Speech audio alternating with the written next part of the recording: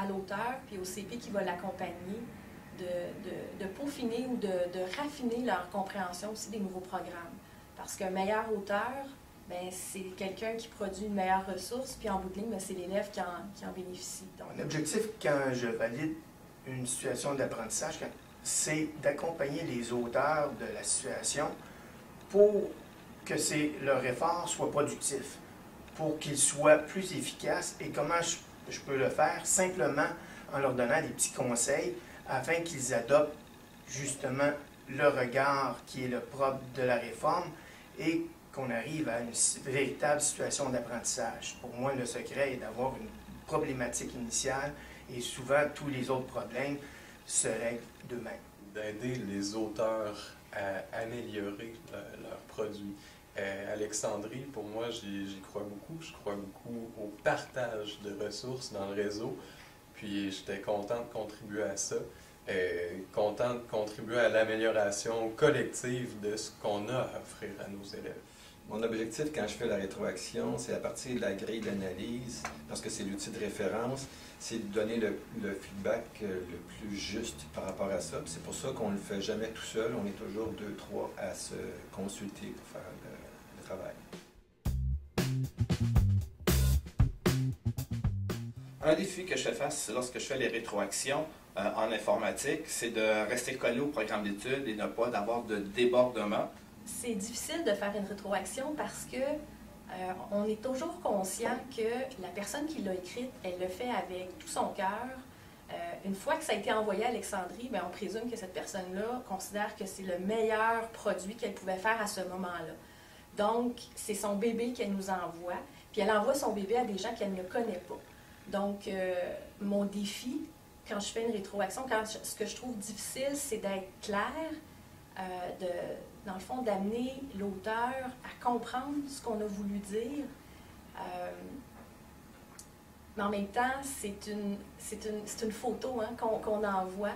Il n'y a pas eu un processus d'accompagnement. Donc, ça aussi, c'est difficile parce que nous, on a une interprétation de ce qui a été fait. On le fait dans le meilleur de notre connaissance avec la grille d'appréciation. Mais c'est toujours d'être le plus précis possible. On espère que dans le fond, que le CP, que l'auteur reçoive ça comme quelque chose de constructif aussi. Mais c'est toujours la photo. On n'a pas eu la possibilité de l'accompagner tout au long du processus. Lorsque je fais une rétroaction, le défi principal est d'avoir une communication claire et précise. L'important de cette communication claire et précise, c'est d'amener la personne, l'auteur, à réaliser qu'il n'est pas loin du succès et donc de ne pas le blesser en le faisant et de l'amener vraiment vers un nouveau regard qui va l'amener au succès. Le plus grand défi pour moi, c'est de m'assurer que ça va être compris. Quand je donne la rétroaction, j'ai pas souvent l'occasion d'en parler avec les auteurs. J'écris ça, j'ai ma vision de la chose, j'aimerais ça l'expliquer. Mais là, je sais que ça va être livré par écrit, puis des fois, l'écrit est plus tranchant que l'opinion lui-même peut l'être. Et je sais que ça pourrait être mal interprété. Puis juste de penser à ça, ben, ça me désole un peu. Ce que je veux, c'est pas que ce soit mal reçu. Je voudrais pouvoir l'expliquer, mais souvent, je peux pas. Un des défis pour moi de la rétroaction, c'est que dans le fond, je me mets à la place de l'enseignant. C'est un peu une évaluation. Puis comme on dit dans notre langage maintenant de la réforme, ben, c'est une évaluation formative, en cours de formation. Et ça, ben, si ça peut être perçu comme quelque chose de constructif, plutôt que comme une évaluation sommative qui fait que c'est la sanction, puis une note qui est plus ou moins bien reçue. Alors moi, je pense que ce serait gagnant que ça soit vu comme un progrès à réaliser. So the hardest thing to do with looking at a document that's submitted is to anticipate how a teacher would take that document and make it live in class. And what I ask myself all the time when I'm reading through these things is, what is the student doing at any given point in how this particular learning situation unfolds?